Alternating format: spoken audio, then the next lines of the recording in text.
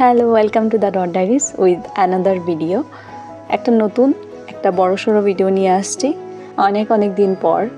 আজকে শুক্রবারের এই সকালবেলা যখন সবার নাক ডেকে ঘুমানোর কথা, সেখানে সবাই রেডি হয়ে বাইরে চলে এসেছি। অবভিয়াসলি কোথাও একটা যাচ্ছিটা কোথায়? খুব একটা সুন্দর জায়গায়, অনেক দিনের যাওয়ার ইচ্ছে ছিল, তো ফাইনালি আজকে আমরা যাচ্ছি। খুবই এক্সাইটেড। আমাদের বেরোয়ার কথা ছিল 6:30, এখন বাজে 8:30। নো প্রবলেম, লেট হতেই থাকবে। আর আমরা কোথাও যাব, লেট হবে না সেটা তো হতেই পারে না।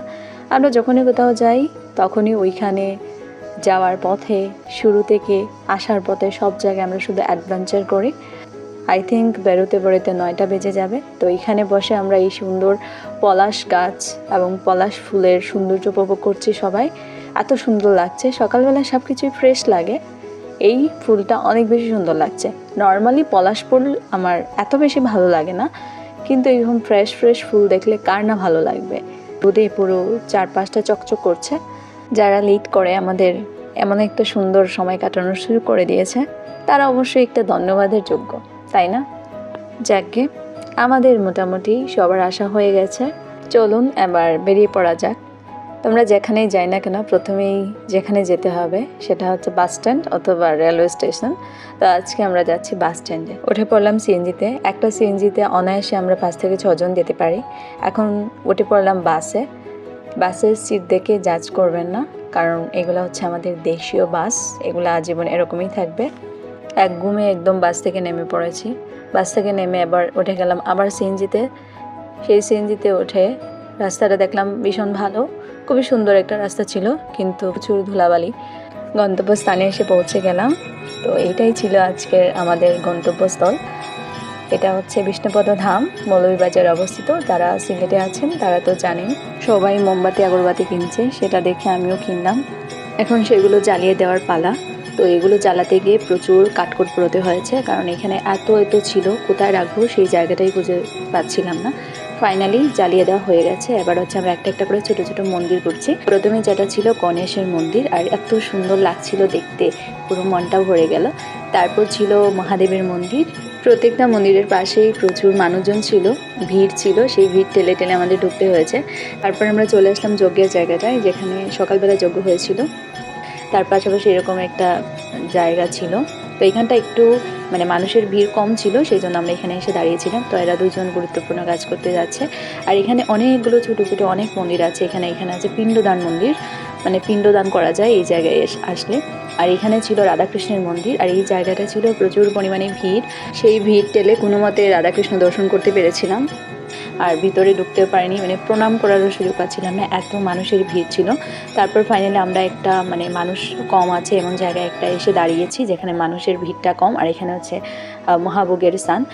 আমরা এমন একটা সময়ে আসছি, এই সময়টাতে মন্দিরে হচ্ছে নামযজ্ঞ অনুষ্ঠান চলে, আর সেই জন্যই মানুষের এত পরিমাণে ভিড়। নর্মালি কিন্তু এত পরিমাণে ভিড় থাকে না।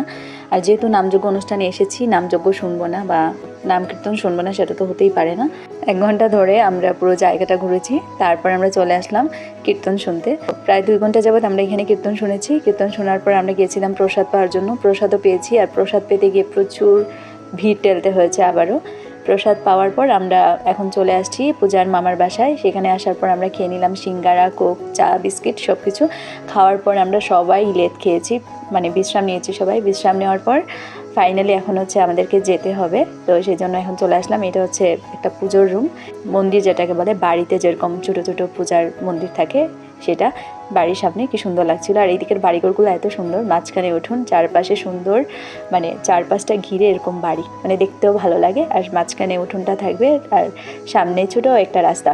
এক এক জায়গার বাড়িগুলো এক এক রকম হয়, দেখতে খুব সুন্দর লাগছে। তো ফাইনালি এখন আমরা এখানে সবাই রেডি হচ্ছি, সবাই মাসির সাথে ছবি তুলে নিলাম এখানে দাঁড়িয়ে। ছবি তোলার পর এখন আমাদের বিদায়।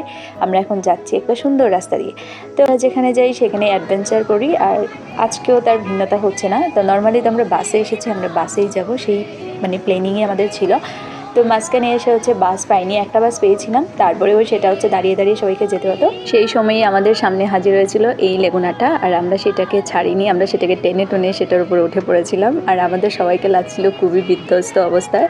সারাটা রাস্তা জুড়ে আমরা খুব এনজয় করেছি। আর হয়ে গেছিলো সন্ধ্যা, আর সন্ধ্যা এরকম স্ন্যাক্স জাতীয় কোনো কিছু না খেলে, ভাজা পোড়া না খেলে কি ভালো লাগে?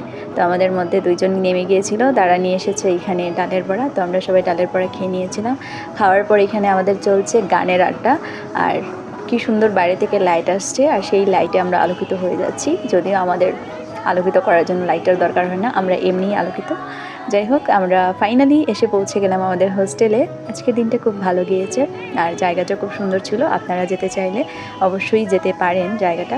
আর যেহেতু আমরা আজকে একটা অনুষ্ঠানের দিনে গিয়েছি, সেই জন্য অনেক বেশি ভিড় হয়েছে। নর্মালি এত ভিড় হয় না, খুব আরামসে আপনারা ঘুরে যেতে পারবেন। তো আজকের মতো ভিডিওটা এখানেই রাখছি। যদি ভিডিওটা ভালো লাগে অবশ্যই লাইক করে দিবেন। আর আপনারা সবাই ভালো থাকবেন, সবাইকে ভালো রাখবেন। দেখা হবে পরবর্তী কোনো একটা ভিডিওতে। ততক্ষণ সবাই ভালো থাকবেন। Thank you so much for watching this video.